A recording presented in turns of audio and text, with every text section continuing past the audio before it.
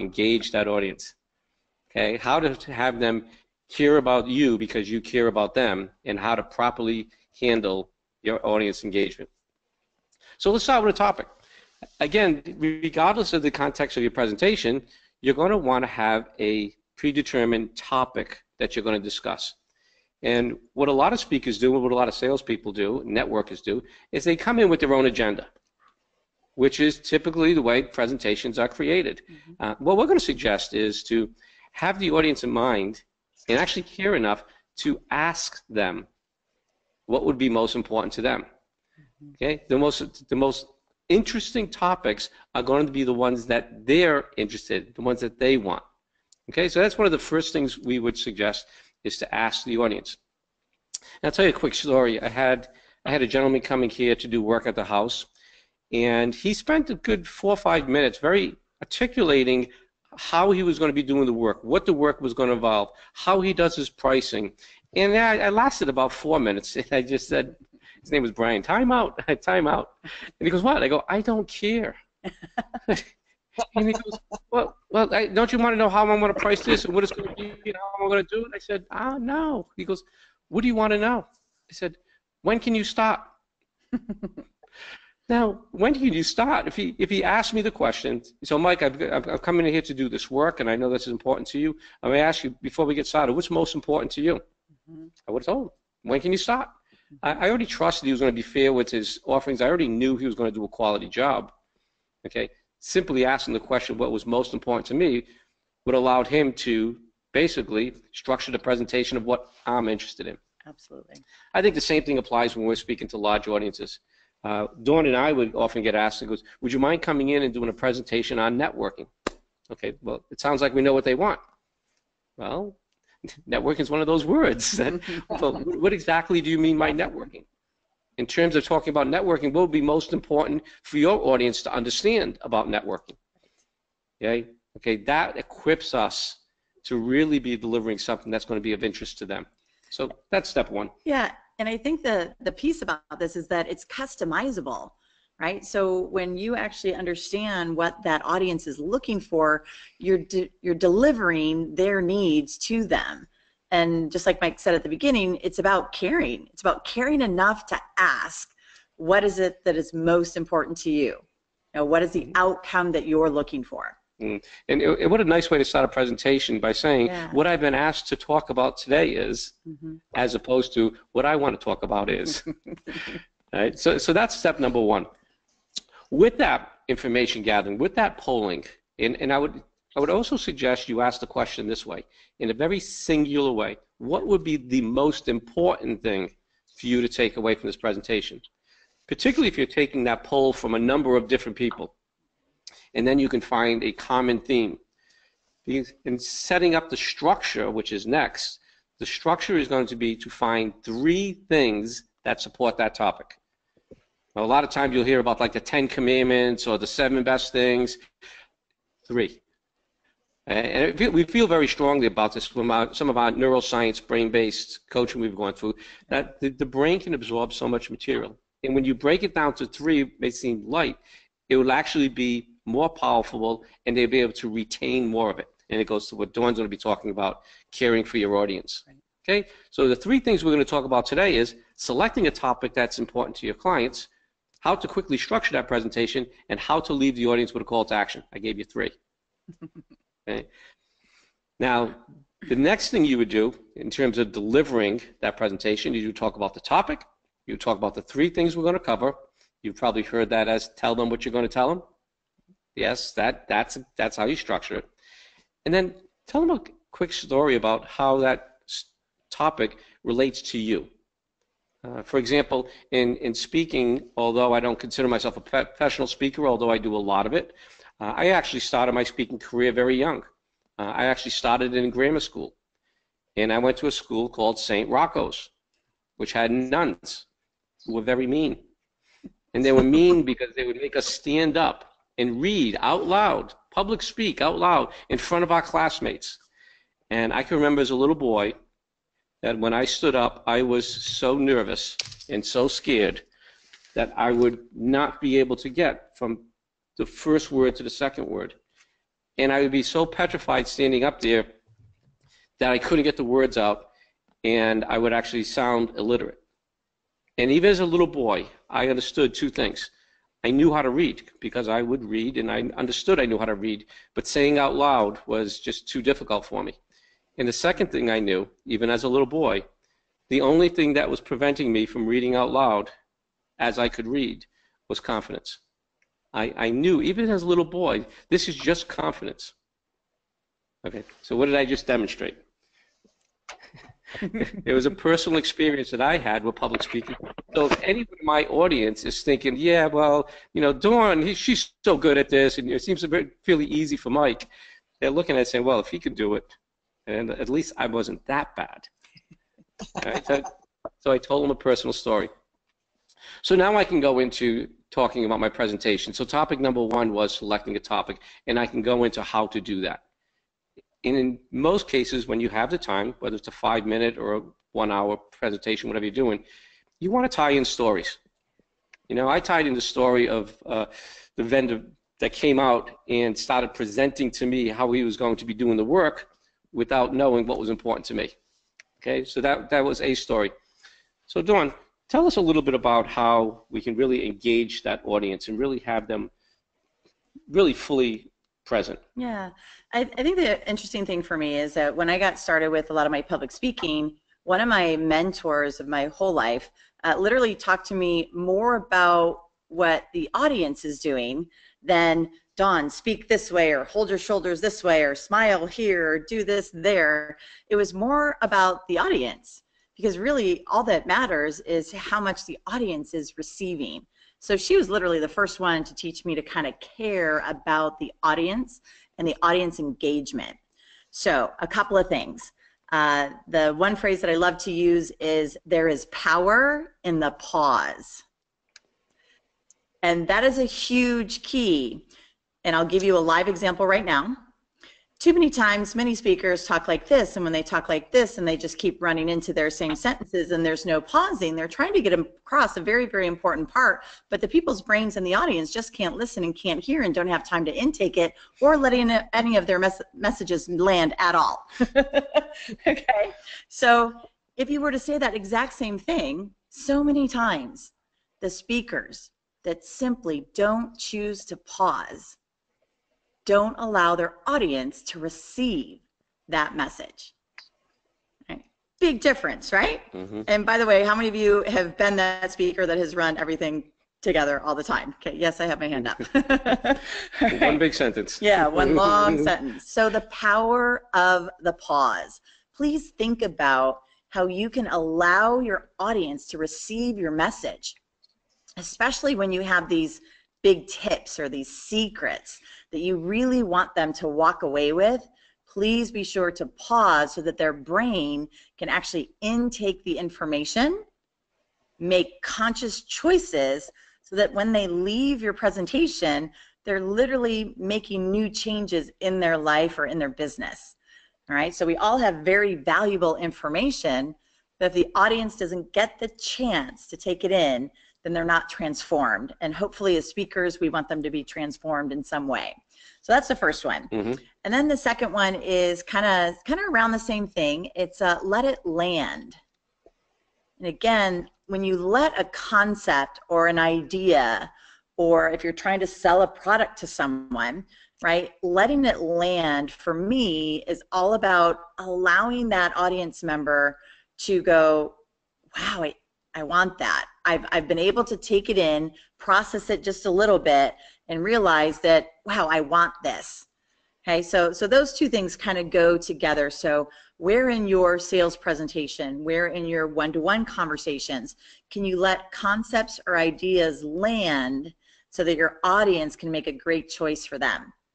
So with that in mind, there's just a couple things that I've come up with as far as audience engagement. And as you're engaging your crowd, asking questions is obviously a very good thing. But first and foremost, and Mike said it at the beginning, you got to care. So number one is kind of caring about what they're going to walk away with. Okay. As you begin your presentation, you want the audience to be very comfortable with you. So telling stories about how you started, where you were originally. Not so much about where you are right now, because your audience may not be in that same place. So start where they're at. Meet them where they're at in order to get some kind of relatability going on at the very, very beginning of your presentation. At Ascentive, we have people talk about their emotionally charged connection. And it might be kind of a light version of that at the very beginning of your presentation, just to show your authenticity. Because the more people feel like, wow, I think they're kind of like me, or they've gone through the same things, then they can have a better experience. Could you give them an example of a light one for you? Yeah, absolutely. So growing up, my parents were both very kind of strong workers. They had a really strong work ethic. They were both employees. The only problem with that was my mom lost her job multiple times because of companies closing down. And my dad worked for GM, General Motors, and he was laid off many, many times, as I remember as a kid. And I remember one day on the porch asking my daddy why he was home that day. And he was trying to explain to a little 6-year-old girl that he had gotten laid off. And I felt really sad for him. He wanted to go to work. He wanted to do the things that he loved to do, but they wouldn't let him. So I felt really sad about that. And I think today, one of the reasons why I work with entrepreneurs is because we can go to work whenever we want to, right? Yeah, so we have a lot more choices. We have a lot more ability to do the things where we're in charge of that. And so that could be a way that I could start off a presentation to show people. So if I get a little passionate today, that's why. Because I saw what my parents went through, and I don't think that there is any reason today that entrepreneurs should ever have to struggle. So today what I'm going to share with you is, and I would deliver that message, and just know if I get a little passionate, that might be why. Perfect. Yeah, perfect. It's a great example. Exactly. So last couple things. With engaging your audience, we also want to think about, are we telling them information or are we giving them choices? Right? Again, most people don't like to be told what to do, but if we can give them some options or some choices. So an example of that might be, so after listening to this presentation, my hope for you would be a couple of things. You lay out those couple of things, and now people can, in the audience, people are thinking, oh yeah, I'm that one, right? And the more you can get your audience saying yes to you or along with your questions, the more relatability you're going to have and the more engagement you're going to have. So you got to ask yourself, am I a teller, right? Telling them what to do all the time. You have to, you must to, you should, you oughta, right? All of those are, is it, hey, I invite you. Hey, my hope is, if you could consider this, right? And just really making it more flexible. Today there are so many options for people, and if they don't like to be told what to do, if you give them the options, then if they take your advice, right, they're going to be thanking you for that forever. But if we tell them, they may just rebel completely and not do anything. All right, so are you giving choices as a presenter or a speaker? And then the other, if you notice, I'm doing a lot of C words here, but the other thing is, are you instilling confidence? So many times as we're presenting to audiences, they may not know what they don't know. And the more we can engage our audience and instill confidence that they can do the things that we're recommending, that it is easy, it is simple. Yes, it might take some work, and if I can do it, you can do it kind of attitude. So I would ask you, if you like, to take a look at your presentations. Can you underline, can you focus on, can you put in your notes somewhere, how am I instilling confidence into my audience? Because that hopefully is one of the things that we want people to walk away with at the end of our presentations as well. Just like we want to instill confidence in you today, that you can have the power of the pause, you can let things land, you can poll your audience to find out what they truly need, okay, and then deliver that type of a presentation. I just want to point out, when you talk about confidence, a lot of times we think about our confidence to present, but this is not that. This is about giving the audience the confidence in themselves. Yeah, absolutely. I got a little tickle just. Yeah, no problem. So the big thing here is understanding that if we can bring about that confidence, that kind of that conviction in them that, wow, I can do this. Now, again, they have the opportunity to kind of thank you for that as well as a presenter. And then one of the last things that I'll focus on is a commitment to change.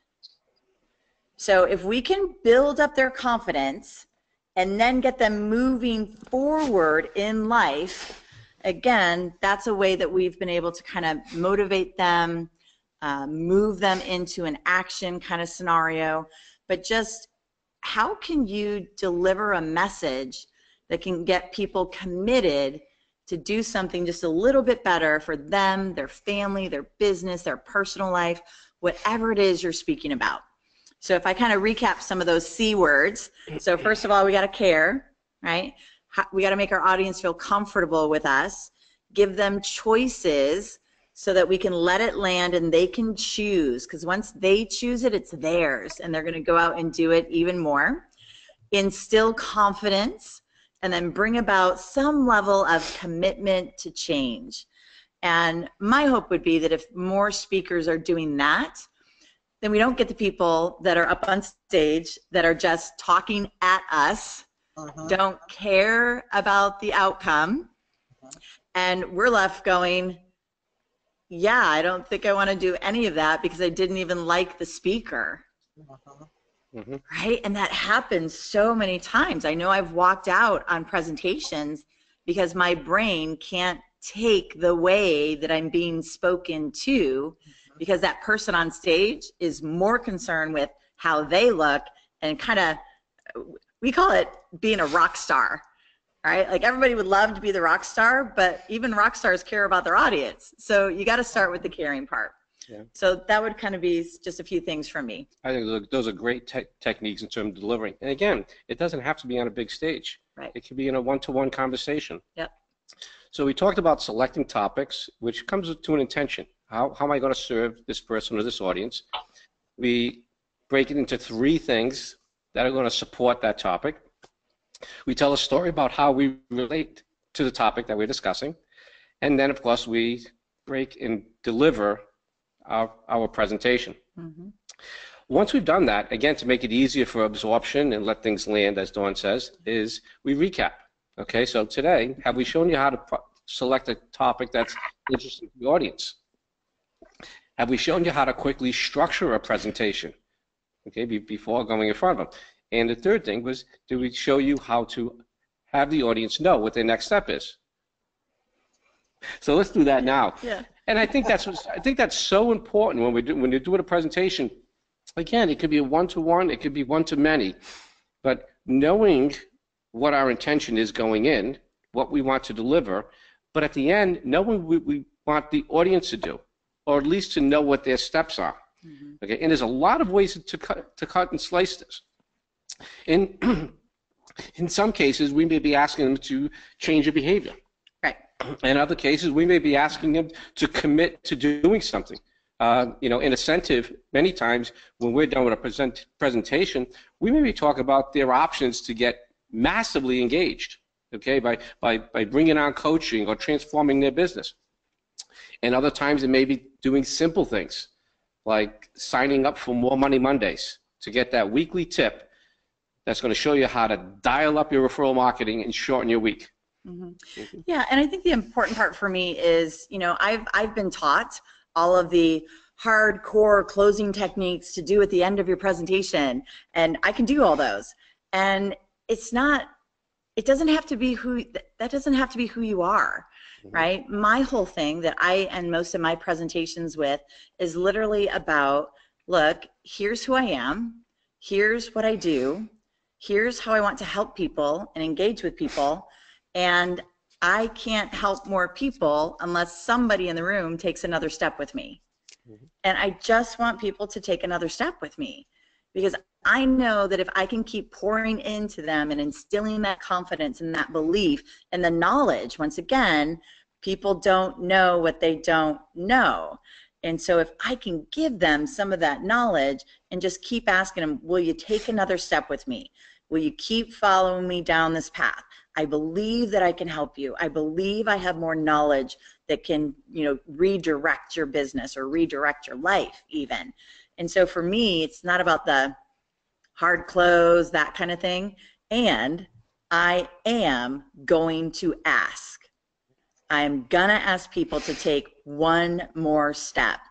And here's why. Growing up, I lived in a teeny tiny town in Michigan, and that teeny tiny town kind of brought about a very small mindset, right? I know people that have lived there for generation after generation after generation. It took me 30 minutes just to get to my school. That's how rural I lived, right? And so I realized that I wasn't one of those people. I wasn't one of those people that had the small mindset. I wanted more. I wanted bigger and better things and adventure, and I wanted to see the world. And I literally had friends that were like, no, I'm just going to stay right here. And honestly, that broke my heart. So for me, people taking another step to do something bigger, to do something better, it's kind of one of my core values, and so to see people move forward in life, that's what fuels my heart. And so I think it's part of your authenticity and who you are on that stage or in front of those people, that just show them who you are, and when they fall in love with you, they're the right people to move forward with you. And we're talking about sales, and just to understand that there's buying products and services, but sometimes it's simply selling people on the idea of a better way of doing things. Yeah. So if I gave you 3 techniques that you could use, I have to sell you on the idea that this is important, this is valuable, and it will benefit you. So that those call to actions, those taking the next steps, could come in very different forms, but at some point we're selling the idea or the product and service. Yeah, and the last thing I'll say on that is your commitment to change. Here's the thing. Have you ever decided that you were going to do something, and then all of a sudden different doors started opening because you made the decision to commit? It's the same kind of thing. Mm-hmm. If you make that commitment to have that change in your life or your business, different things that you've been doing regularly will start to shift because your brain has a new vision, a new goal of where it's going to go. So that commitment piece is really important. Yeah, that's if you do quite understand that, we say from the point you commit. Yeah. Sometimes we're committing for something that we're going to be doing or engaging months from now, mm-hmm. but the change actually starts right at that moment you committed. Yes. Which is a little hippy-trippy, but it absolutely works, and it certainly works for us on many occasions. Absolutely. One of the things with the call to action for me is, first of all, that you're coming from a generous place. The second thing is that it's appropriate ask. And a lot of times, particularly if we're asking somebody to take or make a commitment, it has to be after they've gotten value. It'd be very difficult for me to have a 10-minute conversation with somebody and ask them, for me anyways, to make a $10,000, $50,000, $100,000 commitment. Okay? So if you're presenting, your best opportunity to ask for a next step is after you've given value. But the first thing you have to evaluate is, how much value did I give? When we released Truth or Delusion, we were doing book signings and book tours and interviews, and I can tell you how many books at the back of the room were going to sell based on the amount of value that I gave somebody. Yeah. Okay, if I was up there for about 20 minutes and stuff, I'll sell some books. But if I was to give an hour or more of value, okay, almost like an equation, we would sell a book for every person that's there. That doesn't mean everyone bought a book. Some people bought 3 or 4, 2, but pretty much you better have had enough books for that audience. If there was 200 people in the room, you were selling 200 books. And that's just one example of how we just saw how it just came back down to the value being offered. in terms of positioning that offer, we've had some mentors and friends of ours that have actually shown it in a way they're just like, wow, that was so good. It's not that slick sales presentation. It's not, but if you do this, then you're going to get this. But wait, you know, one friend of ours and one of our mentors, Steve Napleton, he would set up, let me tell you how people work with me, and they can do it this way, and we have this, and then I also work them in this way, and there's obviously different price points based on the level of engagement. And if this isn't for you, this is his exact words, I love you just the same. There's nothing wrong with you if you don't decide to do this, but if you do, this is how I'm going to work with you.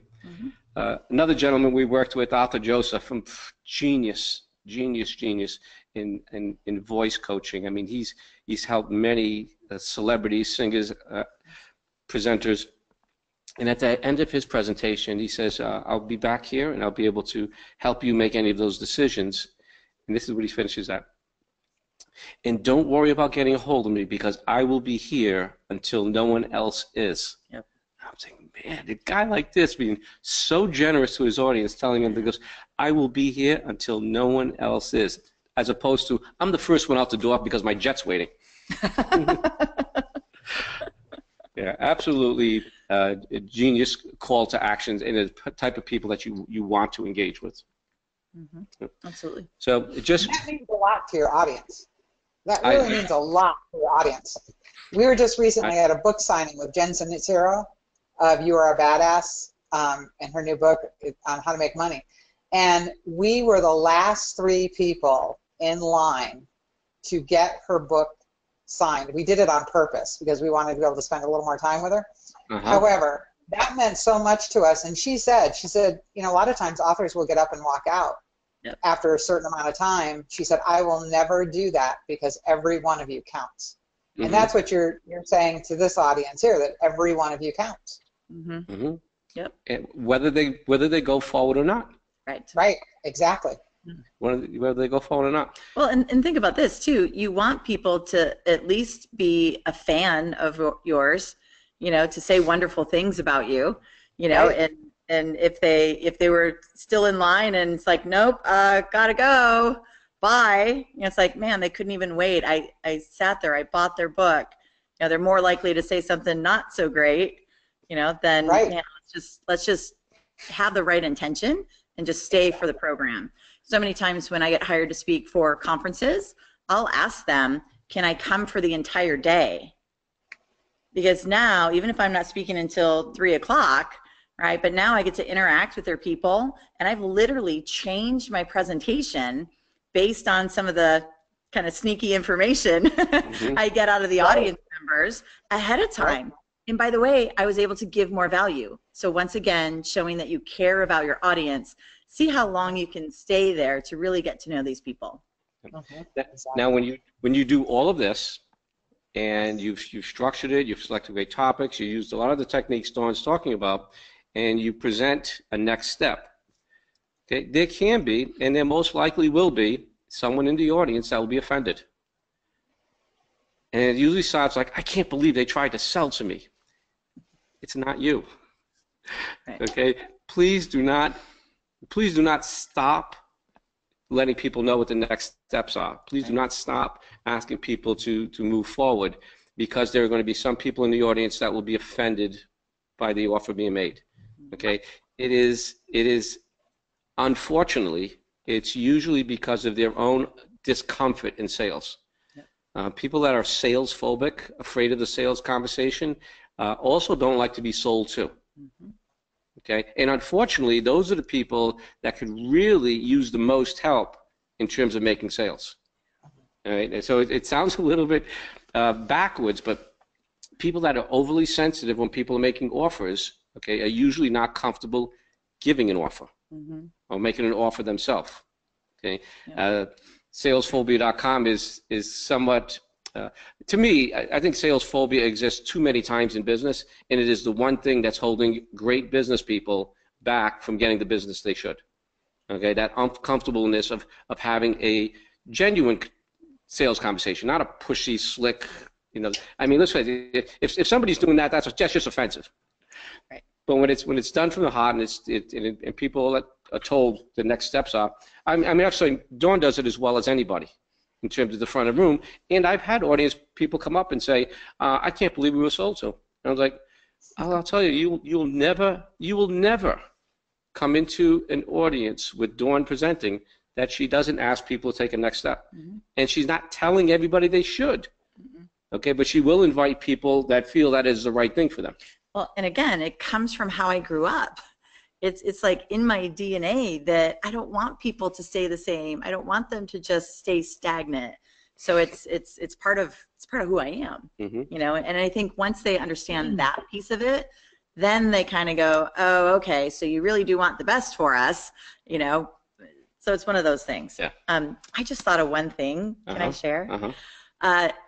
If you're listening to this, I have recently, probably in the past 3 or 4 years, figured out a way to quadruple the number of speaking engagements that you get. Oh, this is good. This is good. I'm hoping you like that, and you would like to hear how to do it.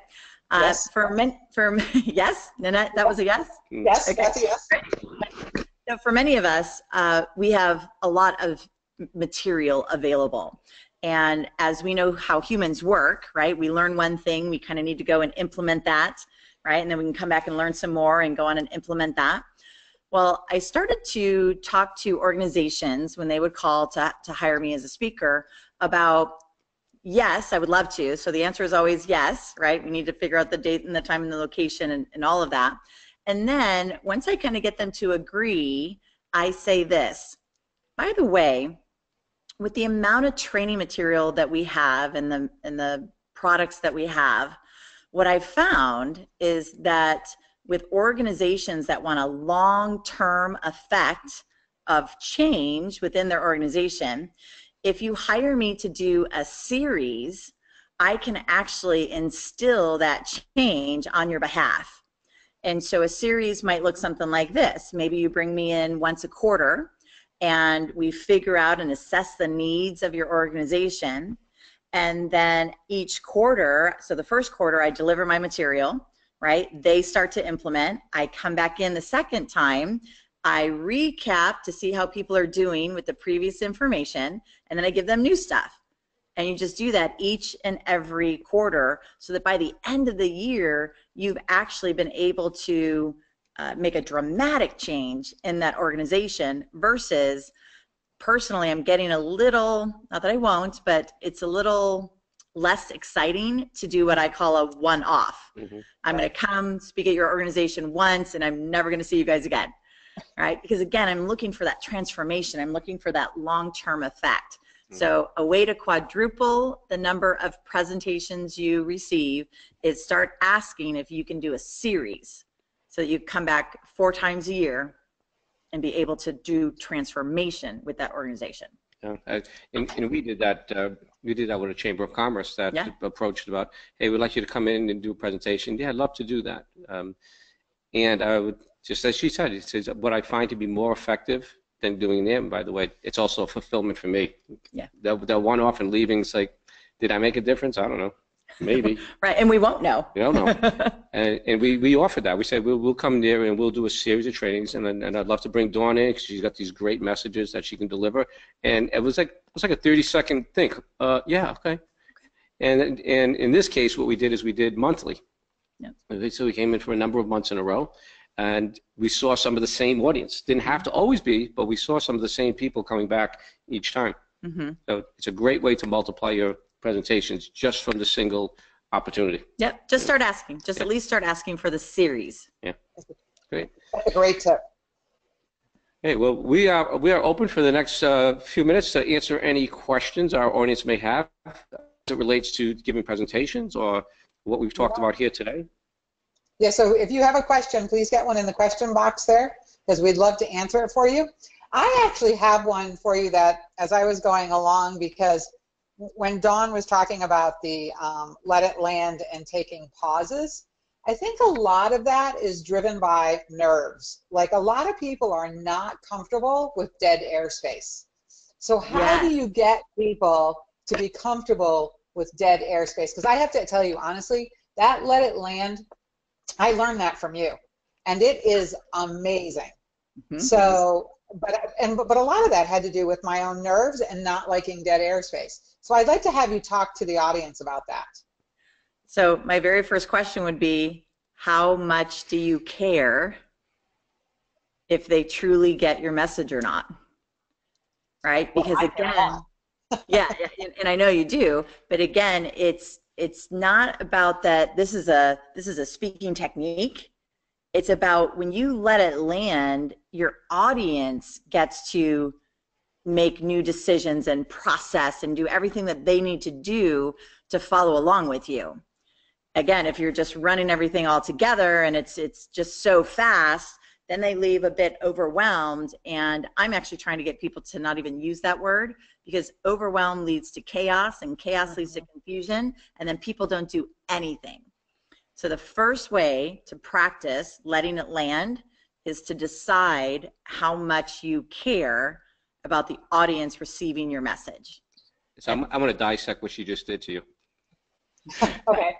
What? No, if you didn't feel it, if you didn't hear it, the weight was all on care. Right. And when she delivered it, she says, how much do you care? And she gave the full weight of that, and she let it land, and then she told you how and where that's so important.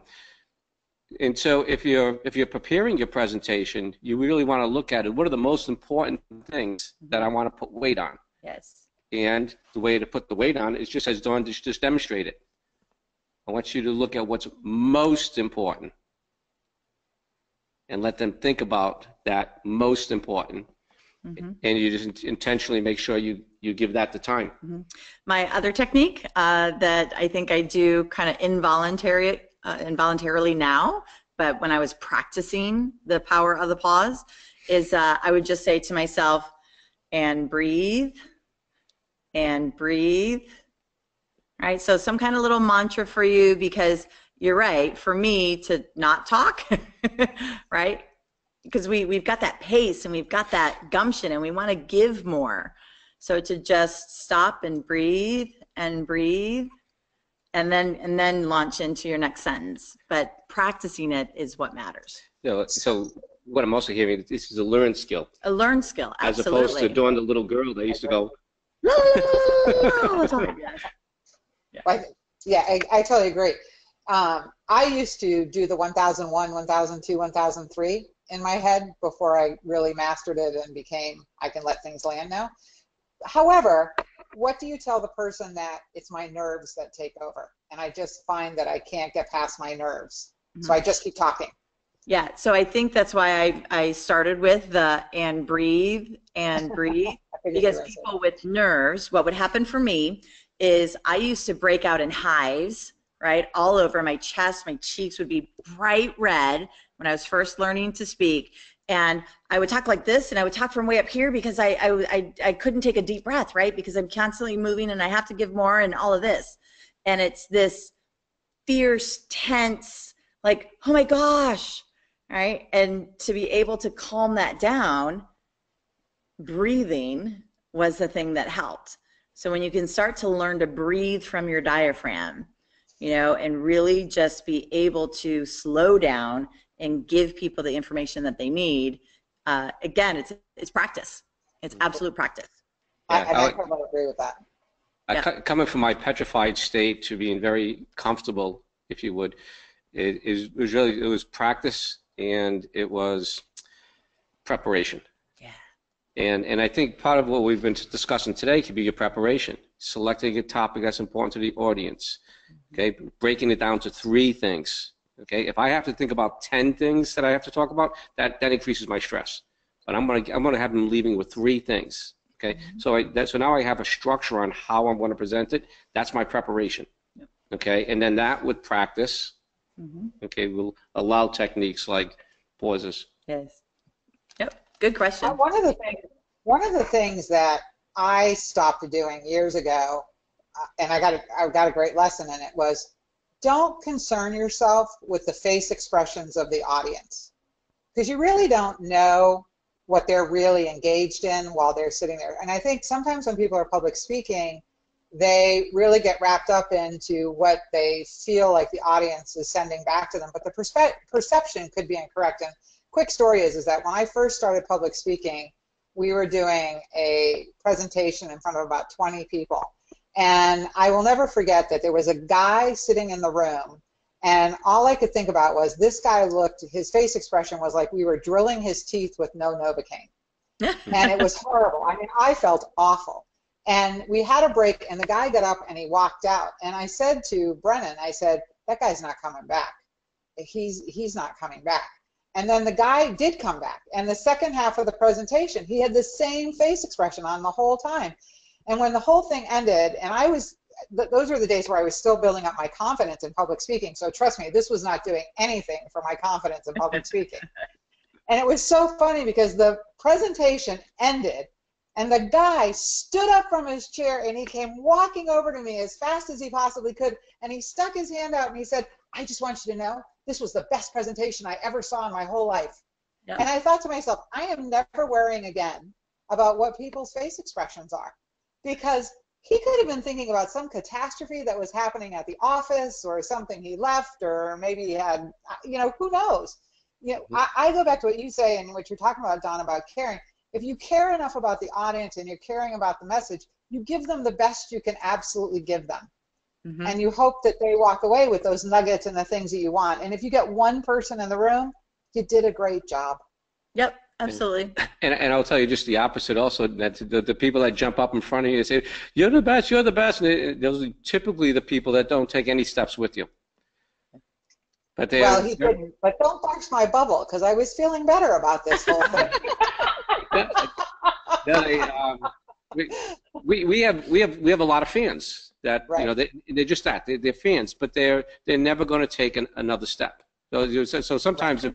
the people that think it's the greatest don't do anything, and then other times you got people looking in English like, I don't know, and they're the ones that come out and say, I think this was good. I think this is what I need. Mm-hmm.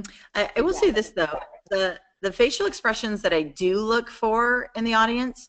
And again, you need to continue to speak and do your presentation, but also understand where your audience is at any moment in time.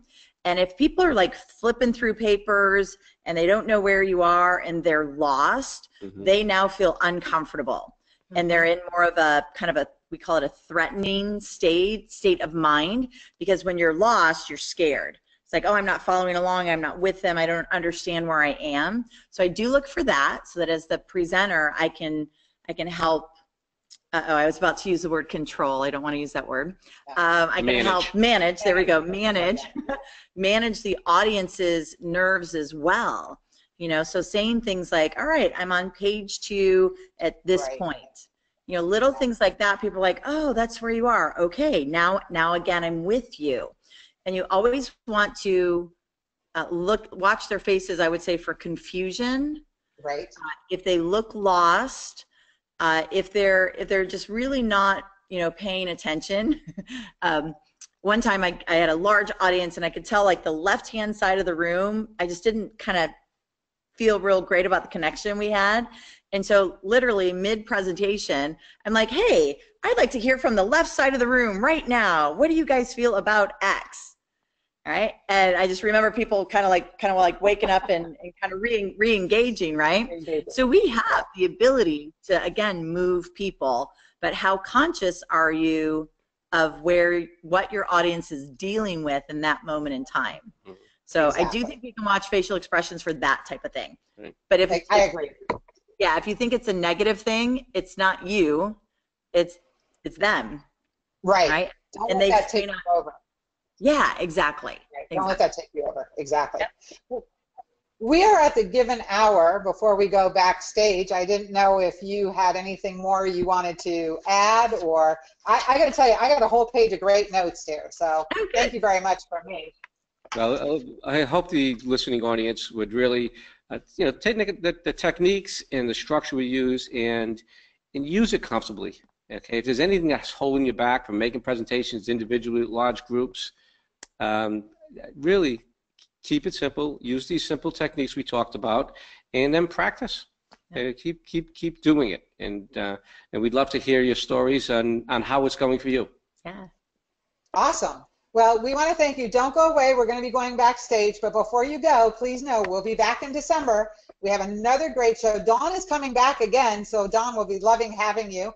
And Dr. Ivan Meisner will be with us, and we're going to be talking about marketing during the holidays, because we all know the holidays sometimes can be your slowest time, your most difficult time, and we actually let it become a roadblock when it really doesn't need to be a roadblock. So we're going to have a great show for you next month in December. We hope that you join us. Again, I am Nanette Polito, and Mike and Dawn, we want to thank you for being with us, and we will see you all backstage. See you next month. Great job. You're welcome.